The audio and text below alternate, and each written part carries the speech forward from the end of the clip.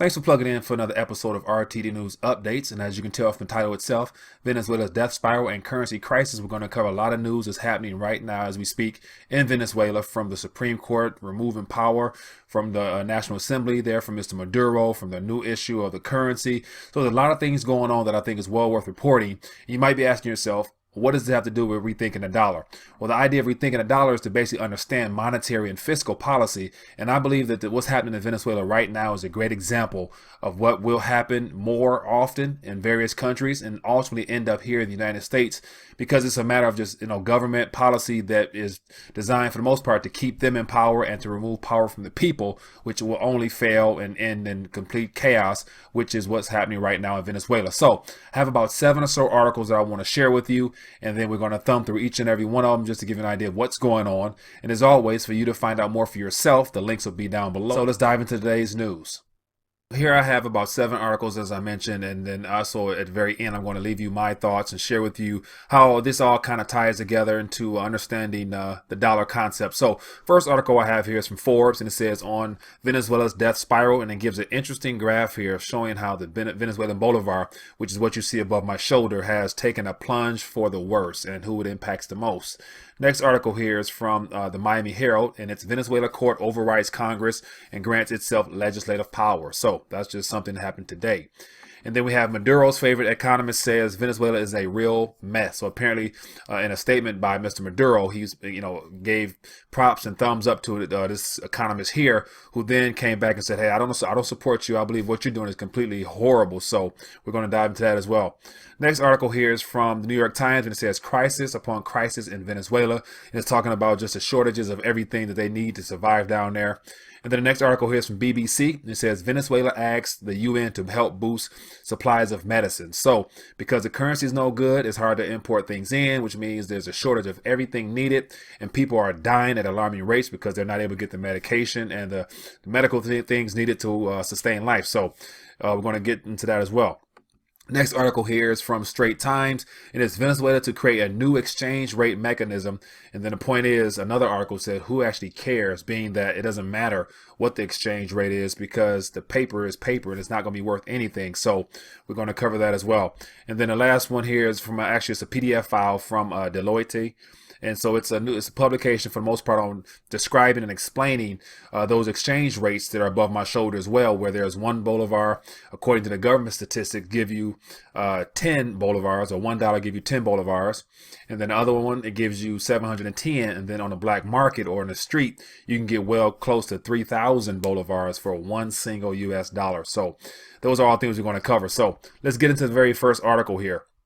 And as always, as I mentioned, I'll just thumb through it briefly, give you something to look at, and then you can go below and get more if you're interested. So it says on Venezuela's death spiral, it says with the arrival of President Hugo Chavez in 1999, Venezuela embraced Chavismo, a former Adian socialism. In 2013, Chavez met the Grim Reaper, and Nicolas Maduro assumed Chavez's mantle. It says the Grim Reaper has also taken the Venezuela bolivar. The death of the bolivar is depicted in the following chart. A bolivar is worthless, it says. And just to scroll down here, it says the fall in the value of the Venezuelan bolivar. So just to walk you through that, here's January 13th. January of 2013, rather. It was basically $1, probably for one bolivar, give or take. And so since that time frame there, it's just taken a complete spiral downwards for the worse. And so what, really hits home with me is the idea that this is, these are people's lives that are impacted by the policies implemented by the government there. And so people who work hard, save money, they save it with the idea of being able for it to hold its value so they can purchase and live and then save some of that. But yet when it's basically, worthless pieces of paper, it's something that they got to get rid of right away. So it makes life very difficult. So I'll give you a little bit more here. It says, with the collapse of the currency comes inflation. By the time President Nicolas Maduro arrived, inflation was in triple digits and rising. I believe one report says inflation right now as we speak is close to 700%. So that means that every single day things are just going ballistic. So you'll never get the same price every single day, basically what that means. It says with the acceleration of inflation, the Central Bank of Venezuela became an unreliable source of inflation data. It says, indeed, from December 2014 until January 2016, the Bank of Venezuela did not report inflation statistics. To remedy this problem, the Johns Hopkins Cato Institute Troubled Currencies Project, which I directed, which is the gentleman who's writing this, it says began to measure inflation in 2013. So basically, because the government wasn't given accurate data, foreign companies began implementing their own ways of grading it right here. And just to go down a little further, it says computed the implied annual inflation rate on a daily basis by using the PPP to translate changes in the Venezuelan to U.S. dollar exchange.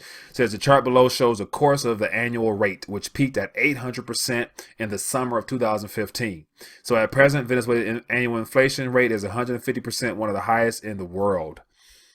150%, and it peaked at 800. And so I question those statistics there myself, being that if you're probably living in that country, trying to go get a loaf of bread on Monday and trying to get a bread on Friday, if there's bread, believe me, the price is going to be a lot higher than 150%. So here's a little graph here just depicting how much of a roller coaster ride the Venezuelan Bolivar has been on over the last couple years, to the point where now, as you can see, there's two lists of currencies. There's the top one, which is the old one, and then there's the bottom, which is the new one, because there's so much currency in circulation that, the prices, on the actual item on the shelf is, and has increased in digits. So interesting article. If you want more, feel free to scroll down below.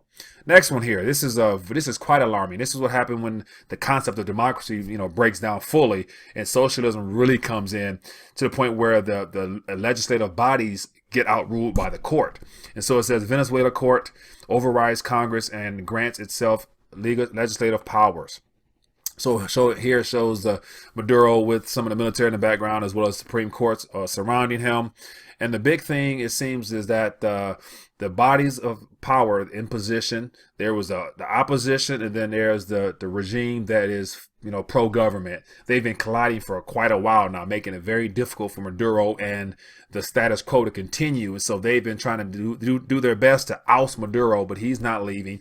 And so basically what the Supreme Court has just come in and done, and they basically said everybody on the National Assembly, which is the opposition party, you're no longer in power. So just, you can leave, pack up and leave, we'll take over, which basically is the final signs of a collapse. I mean, once your legislative body can't agree on anything, you have no leadership. And so that's kind of what's happening now. So it says Venezuela's opposition controlled Congress is being effectively shut down after the country's Supreme Court said it would assume all legislative responsibilities amidst its contention that legislators are operating outside of the law. So the Supreme Court said that the legislative body, who are designed to make the law, they're operating outside of it. It says that the decision is likely to increase tensions in the South American nation at a time when the international community has been pressing the socialist administration to hold elections and give the opposition a voice. In a ruling published late Wednesday, the Supreme Court said that while the National Assembly continued to defy court rulings, all of its actions were invalid, and that the activities of the parliament would be exercised directly by the court themselves. So basically what they're saying is the Supreme Court stepped in and made the actual chosen elective officials, the people chose these people to represent them. The Supreme Court said you're no longer in power, pack up and head out. So decay of a government. That's from Miami Herald if you're interested in reading more about it. And then the next one's from Bloomberg. It says Maduro's favorite economist says Venezuela is a real mess. And so this here's a gentleman right here. It says that last week, Nicolas Maduro, the embattled president of the crisis-torn Venezuela, veered a bit off course during a rambling hour-and-a-half speech to business leaders in Caracas to reap praise on a somewhat obscure U.S. economist. It says, I don't know if you know him, but I recommend his writings, Maduro said of Michael Hudson, a professor at the University of Missouri who specializes in subjects including international finance and debt. He said he's one of the greatest U.S. economists. And so basically, I guess trying to say that Mr. Hudson or Professor Hudson would probably be in line with what's going on there. It says, yet Hudson, as it turns out, appears to be no fan of the socialist leader. When contacted a few days later, he had harsh words about the state of the Venezuelan economy since Maduro replaced the late Hugo Chavez in 2013, saying it seems to have entered into a period of anarchy so profound that he doesn't know if he could help the country much, even if he were asked. It says, which, by the way, he said he hasn't been. He said he's no Venezuelan expert. He's stressed, but he did have a tentative suggestion for the president. If a debt default looks inevitable, as many analysts believe it is, in case, it's best to get over it as soon as possible. So it says if they realize they can't pay later, they should stop now. So Mr. Hudson, or Professor Hudson, not much of a bigger fan of what's happening in Venezuela, but I think that's interesting how, Maduro tried to use the U.S. economists as like probably some support or something like that. So it ended up backfiring on them. So next article here, it says crisis upon crisis in Venezuela from the New York Times. And so here it shows some people online trying to get some goods at what looks like a little convenience store. It says Venezuela, once one of the Latin America's economic powerhouses and a regional diplomatic heavyweight, to grasp how the global standing has eroded under President Nicolas Maduro, considered these two recent developments. It says last month, the United Nations announced that Venezuela had lost its right to vote in the General Assembly for a second year because it owes tens of millions of dollars in dues. It says the Venezuelan diplomats have sought to characterize growing regional oppositions to Mr. Maduro's rule as part of an underhanded effort by the United States to justify military intervention. So basically what it's saying is this whole meeting that took place is kind of to paint and shine a bad light on what's happening in Venezuela, which is, I guess, could be America's way of saying that, we need to go in and help out. But as we know, whenever America helps out, things end up getting worse than what it already is. So it's good to say that the fact they mentioned military intervention is not a good thing when, outside powers want to, intervene. And it's more so probably have to do with the fact that, there's lots of oil there and, more garbage in my opinion. So interesting article. There's a lot more to it. If you're interested, feel free to read below. Says BBC News, Venezuela asks the UN to help boost supplies of medicines. And so here we have Venezuela, Maduro here. It says Venezuela President Maduro has asked for help from the United Nations to boost supplies of medicine. So article before said that, because the dues are not paid, there probably might not be much help from any other governing bodies, of the global governing bodies, such as the UN. It says Mr. Maduro said the UN had the expertise to normalize the supply and distribution of drugs in the country. Venezuela Medical Federation said recently that hospitals had less than 5% of the medicines they needed. It says the president blames the problems on an economic war against his government and the sharp fall in oil prices. So he's saying that, it's because of everything else around us that we are having the problems that we're having because of the oil, being so low. It says, I've asked for support from the United Nations to help treat the economic and social injuries that have hit our people, he said on Friday on television. The opposition says Mr. Maduro mismanagement is to blame for the country's worsening economic crisis. Shortages of food and many other essentials items means Venezuelans have to face long queues almost daily to just buy basic goods. It says medicines are no exception. So once again, if there's no food on the shelves, it's good to say that all the medicines and things needed for healthcare are also depleted. So more signs of just economy just falling apart. Next article here. This has to do with the idea that just the other day, the idea of a new exchange rate was proposed. It'll begin next week. And so here we have Venezuela to create new exchange rate mechanism, President Maduro. So give you an idea of what's going on here. You have a gentleman holding a whole lot of, Venezuelan bolivars that at this point are pretty much worth nothing. I would say that whole little stack there is probably less than, $5 in his hands, probably less, maybe $3 or $4. That's how bad things are. Because as I mentioned, the top row, which we're going to get into, of the currency above my shoulder, for the most part is outdated. It's expired. Even a 100 Bolivar note is not really worth a penny, I think. So that's interesting there. Let's go down through the article briefly. It says Venezuela will create a new currency exchange mechanism to replace the Dicom, which is, you can see the rate above my shoulder as well, also known as a Samadi. President Maduro said late on Monday in a televised speech. It says the country currently has two official exchange rates, which is a Dipor, which you see at 10, and a Samadi at 709 or 710.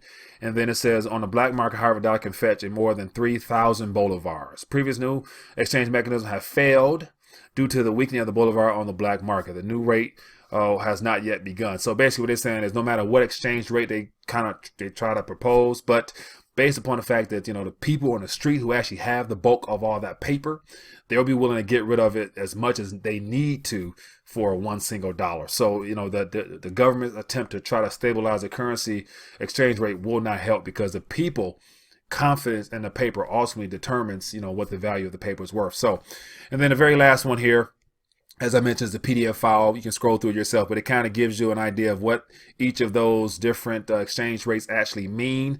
And so here it just talks about the Dipor is for the payment of public debt. And so what also they do, it looks like that they pay for their retirement, Social Security, and all the benefits that go directly to the people with that exchange rate, which is good to say. If it's 1 to 10, then you're going to get shorted on the actual value of your entitlement benefits. So say for Social Security, for example, here I did an article the other day that is roughly between $700 to $1,100 is given per month for disability and retirement checks. So there could easily be 2,000 Bolivar, but as you can tell, it's only worth $1. So it could be maybe $20, $30 that you'll actually receive in purchasing power, which, according to what a lot of reports coming out of there, there's nothing on the shelves that you can actually get for that other than a bag of rice, which is subsidized by the government. So just an idea of what all this means. And the Dicom is for the government's exchange rates dealing with things imported in. So what they'll be willing to pay people who are importing stuff in. It's a much higher rate. As you can see, it's about 700 Bolivars. So that's probably more of the realistic rate, which they should be paying their citizens and entitlement benefits to kind of keep pace with the inflation if they could. But yet on the black market, as you can see, the 3,000 Bolivars is what $1 would get you. So that's kind of what's happening in the news there. And I want to end this with just sharing my thoughts on how this all ties together to the dollar. And so here we have, Mr. Maduro to my side here.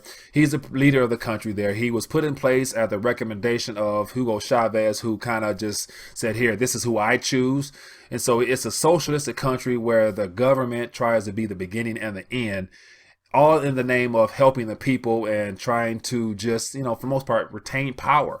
It's unfortunate that, people are given the position of leadership, and they're voted in and selected in, but yet once they receive the position, they tend to abuse their privileges, and it ultimately comes back to hurt the people.